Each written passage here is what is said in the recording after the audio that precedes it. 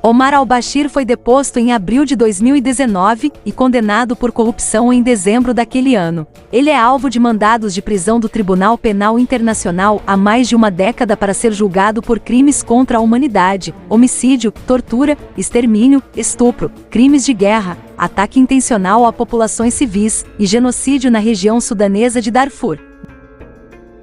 Darfur é uma região no oeste do Sudão. Segundo a ONU, cerca de 300 mil pessoas morreram e 2,5 milhões foram forçadas a fugir de seus lares desde a década passada. Bashir é acusado por crimes de guerra e contra a humanidade cometidos durante o conflito iniciado em 2003 na região. Ele chegou ao poder no país com um golpe, em 1989. Na época, o Sudão vivia uma guerra civil entre Norte e Sul.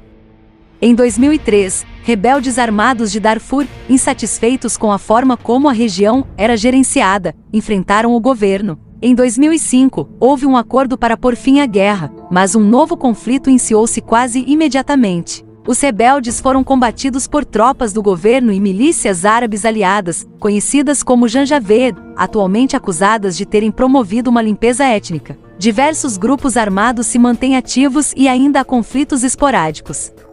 Após a morte de 300 mil pessoas no conflito, Bashir foi formalmente acusado de genocídio e indiciado em 2009 e 2010. Ele nega os números apresentados pela ONU e diz que nunca apoiou as milícias na matança. Mesmo com o mandado internacional de prisão emitido pelo Tribunal Penal Internacional, Bashir venceu as eleições de 2010 e 2015. Esta última foi marcada pelo boicote dos principais partidos de oposição.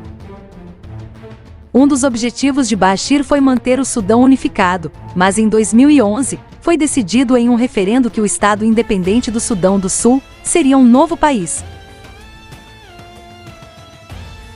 O ex-ditador de 77 anos está atualmente detido na prisão Kober de Khartoum, para onde enviava os seus opositores. Omar al-Bashir desafiava há tempos o Tribunal Penal Internacional, com sede em Haia. Em 2009, o tribunal lançou uma ordem de prisão por crimes de guerra e contra a humanidade em Darfur, região do oeste do Sudão afetada pela violência, antes de acrescentar em 2010 a acusação por genocídio. O conflito em Darfur deixou mais de 300 mil mortos e 2,5 milhões de deslocados, segundo a ONU.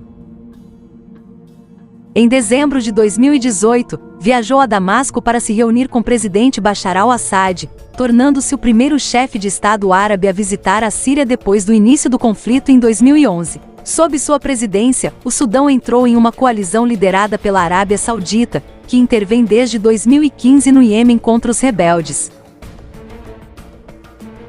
Nascido em 1944 em uma família de Oshbanaga, cidade situada a cerca de 100 quilômetros ao norte de Khartoum, Bashir ficou fascinado desde muito cedo pela carreira militar. Em 30 de junho de 1989, o general Bashir e um grupo de oficiais derrubaram o governo eleito democraticamente de Sadek al-Mahdi. O golpe foi apoiado pela Frente Islâmica Nacional, partido de seu mentor Hassan al-Turabi, que morreu em 2016 depois de se tornar um de seus piores opositores. Sob a influência de Turabi, orientou o Sudão para o Islã radical. O Sudão é formado por múltiplas tribos e foi dividido entre o norte de maioria muçulmana e o sul, povoado por cristãos. O Sudão se tornou o centro da Internacional Islamista e acolheu o chefe da Al-Qaeda, Osama Bin Laden, antes de expulsá-lo em 1996 sob a pressão dos Estados Unidos. Depois tentou se afastar do islamismo radical e se aproximar de adversários e vizinhos. Em 2005, assinou um acordo de paz com os rebeldes do Sul que abriu caminho para o compartilhamento do poder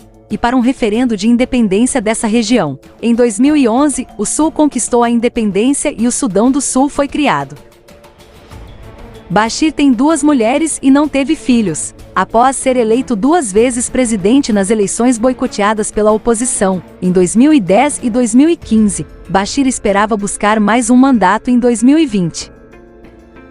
Em 11 de abril de 2019, porém, foi deposto pelo exército devido à pressão das manifestações. Até então, Bashir havia esmagado implacavelmente qualquer protesto. Em dezembro de 2019, ele foi condenado por corrupção a 2 anos de prisão. Meses depois, o governo de transição lançado após sua queda se comprometeu verbalmente a favorecer o comparecimento de Bashir perante o Tribunal Penal Internacional. Parece que chegou a hora de o ex-ditador ser responsabilizado nos tribunais.